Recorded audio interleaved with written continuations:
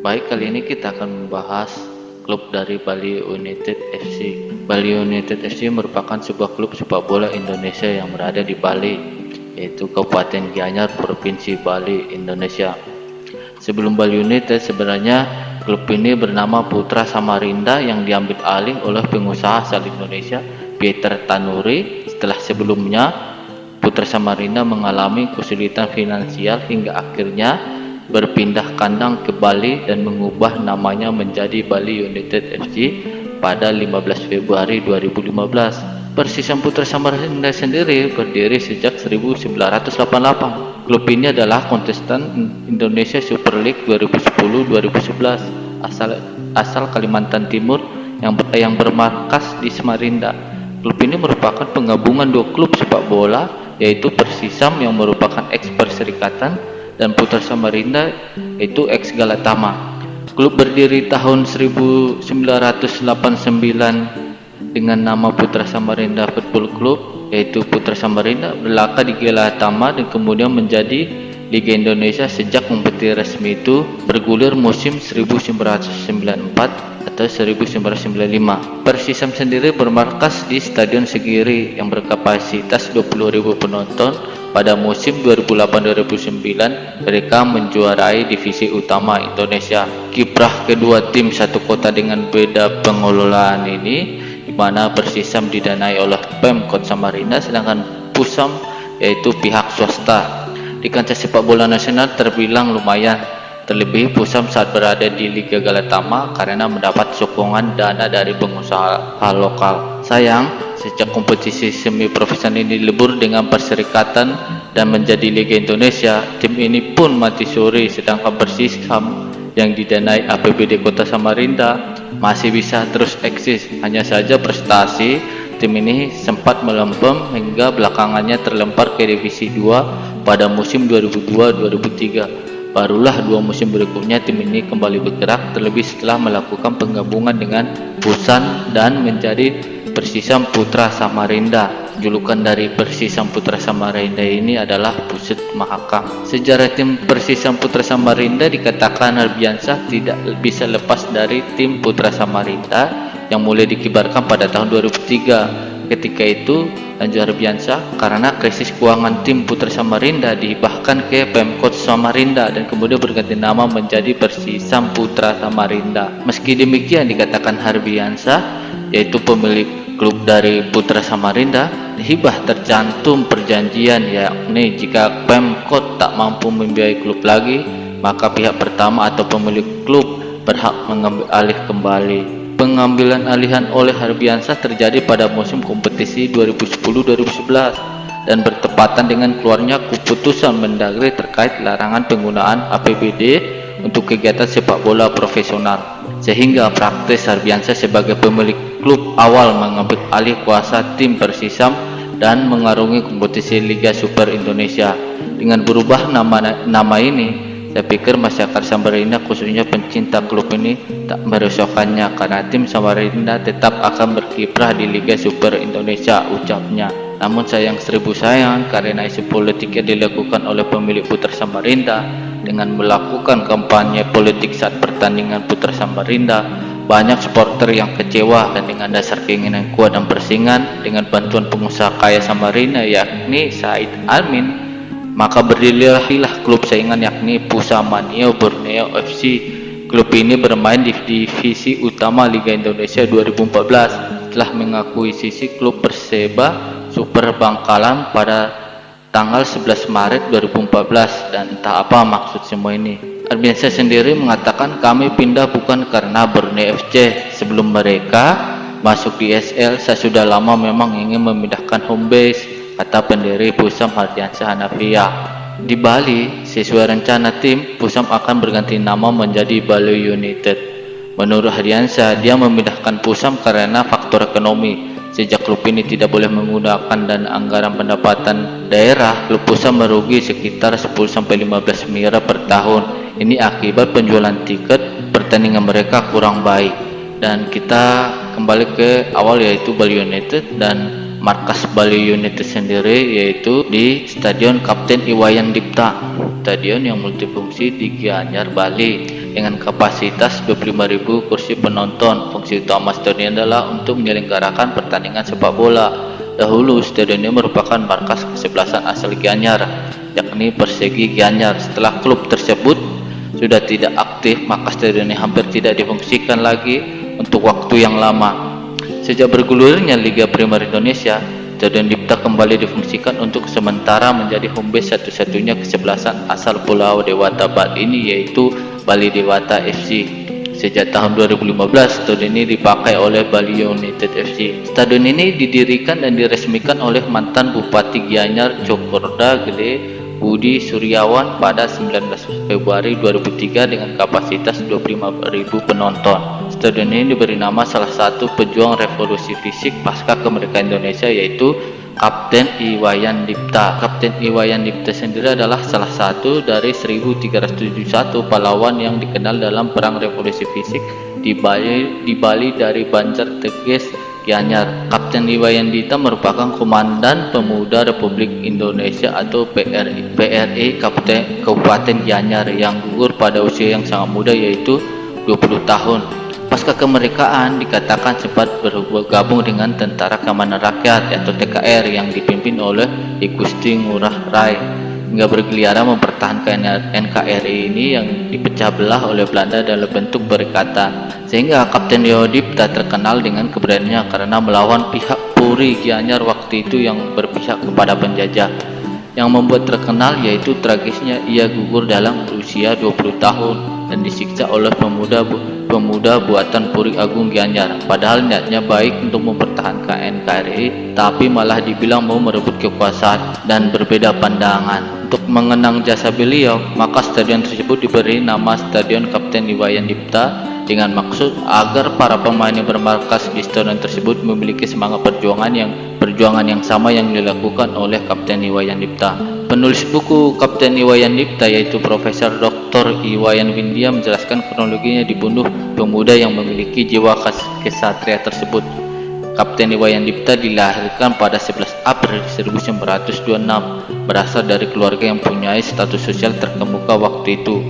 Sampai-sampai ia bisa bersekolah keluar Bali di Yogyakarta. Ayahnya Ima Debek dikatakan waktu zaman itu sudah bekerja di perkantoran pemerintahan menjadi juru tulis. Disampaikan saat bersekolah, Kapten Dipta termasuk anak yang pandai. Setelah lulus di Fairvlock School di Gianyar, ia melanjutkan pada sekolah taman dewasa di Denpasar. Sebagai syarat setiap anak berasal dari Fairvlock School, sekolah taman zaman Belanda waktu itu yang melanjutkan di taman dewasa harus menempuh 2 tahun pada taman antara sebagai persiapan. Karena Kapten Dipta sangat pintar sehingga hanya 1 tahun lewat sedikit ia telah diperbolehkan masuk ke taman dewasa. Karena kecakapannya yang meyakinkan para gurunya, setelah tamat di sana langsung ia melanjutkan pelajaran ke Yogyakarta di sekolah menengah tinggi atau setingkat dengan SMA saat ini. Pada saat pecahnya revolusi 17 Agustus 1945, pelajar di Jogja meninggalkan bangku sekolah dan terjun memanggul senjata. Mereka mempertahankan kemerdekaan tanah air. Iwayan Dipta memilih Bali sebagai tempat pengabdiannya. Setelah itu ia menggabungkan diri dengan Badan Perjuangan di Denpasar. Selanjutnya ia ditugaskan menggerakkan perjuangan di daerah Gianyar. Dalam kesempatan itu jelaskan Iwayan Dipta saat menjabat sebagai Ketua Umum Pemuda Republik Indonesia PRI Cabang Gianyar yang sebelumnya dipegang oleh Cokro Putu dari Puri Payangan. Ketika itu adalah penggawa kota Gianyar. Sejak itu organisasi PRI meluas di daerah Gianyar. Diceritakan juga tiba-tiba suasana berubah, suhu politik menaik dan terbentuknya Pemuda Pembela Negara atau PPN yang dibentuk oleh Puri Gianyar yang nampaknya sebagai organisasi tandingan dari PRI sendiri. Sehingga waktu itu suasana menjadi panas dingin tidak menentu. Akhirnya atas penyelidikan badan-badan penyelidikan, perjuangan keadaan telah mengarah pada ketegangan yang berbahaya. Untuk menghindari hal-hal yang tidak diinginkan, Iwayan Dipta didesak oleh teman-temannya untuk pindah ke Denpasar. Ia diantar oleh Cokorda Agung dari Puri Singapadu. Secara kolektif pada perkembangan selanjutnya, setelah dibentuk staf komando gabungan PRI yang kemudian berkedudukan di Belah Batu, Iwayan Dipta kembali dari Denpasar untuk memimpin perjuangan daerah Gianyar bebernya. Situasi kota Gianyar waktu itu semakin panas dan gawat, musuh semakin mendesak basis pertahanan perjuangan. Wayan Dipta terpisah dengan anggota stafnya setelah rekannya Wayan Taweng berkucing-kucing dengan musuh melalui desa-desa, mulai dari Belah Batu, Pejeng, Singapadu, dan Pangutan, Batu Bulan. Maka bertemulah mereka di Denpasar. Wayan Dipta dan teman-temannya dan berupaya kembali menguasai keadaan Gianyar. Namun takdir telah menentukan jalan yang lain. Dengan tidak terduga mereka terjebak dalam perangkap musuh. Peristiwa itu terjadi pada 15 Maret 1946 setelah Wayan Taweng dan temannya dikirim ke Gianyar. Maka pada 19 Maret 1946 Wayan Dipta diantar oleh iring-iringan kendaraan tentara Nica atau Belanda ke Gianyar dan diserahkan kepada penguasa. Peristiwa itu ditonton oleh masyarakat kota Gianyar dan sekitarnya, jelas Windia.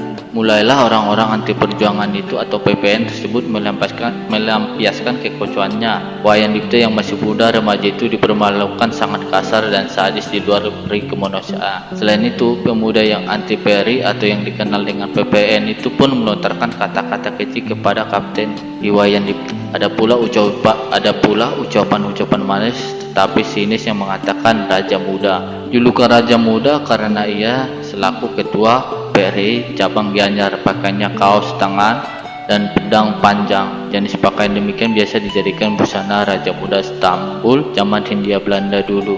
Meski demikian, Wayan Dipta tetap tidak mau membuka rahasia perjuangan sampai-sampai suatu hari ayah kandungnya Ima Debek ditangkap dan disiksa di depannya. Itu dilakukan oleh PPN agar Wayan Dipta lemah hatinya. Namun Wayan Dipta hanya membungkam. Pernah pula Wayan Dipta dan ayahnya dijadikan beradu punggung. Itu pun tidak mempan memeras pengakuannya, jelas Profesor Windia. Dilanjutkan agaknya orang-orang PPN ini putus asa. Sehingga 12 April 1946 setelah Wayan Dipta diarak keliling kota Gianyar, selanjutnya dia diangkut ke Setra Gede Sukawati bersama Ketut Lanus dari Banjar Tibuana Sukawati. Dengan pengawalan ketat mereka diturunkan di depan Pura Dalem Gede Sukawati. Mereka diperintahkan berdiri berjejer di bawah pohon beringin menghadap ke selatan. Sepintas diungkapkan bagai seorang komandan dengan seorang ajudannya sesaat sebelum penembakan meletus senapannya. Wayan Dipta akan ditutup matanya. Ia menolak dan mengatakan salam merdeka. Peluru pertama tidak berhasil menghabisi nyawanya. Dengan tenang Wayan Dipta meminta agar tembakan diulang lagi. Baru setelah ditembak ulang ia roboh merangkul Bumi Pertiwi bersama Ketut Lanus teman senasibnya, sedangkan ayahnya tidak dibunuh papar. Setelah itu jenayah Wayan Dipta dikebumikan di sebelah utara Pura Dalem tersebut oleh Wayan Nasa dari Banjar Palak Sukawati. Wayan Dipta yang berasal dari Banjar Teges Kaja, Kelurahan Gianyar itu gugur dalam usianya yang sangat muda, yaitu 20 tahun.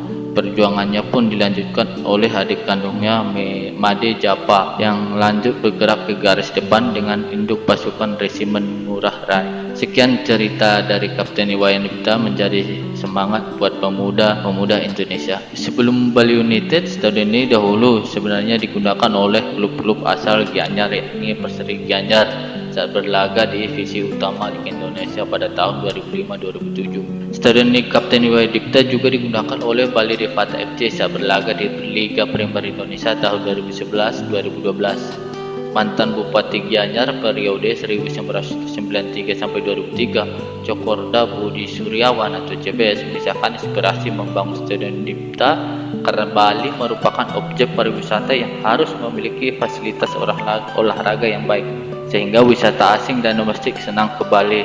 Mantan Bupati Gianyar yaitu JBS merupakan pemerkasa pembangunan Stadion Dipta pada tahun 1999 dan diresmikan pada tahun 2003 silam.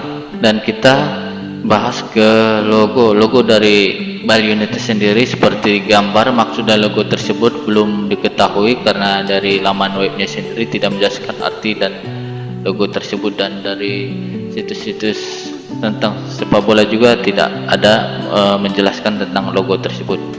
Dan kita ke julukan dari Bali United sendiri adalah Serdadu Tridatu. Nama pasukan Tridatu muncul setelah owner Bali United yaitu Peter Tanuri menyampaikan bahwa jersey untuk tim asuhan Sabri nanti memakai warna merah putih dan hitam.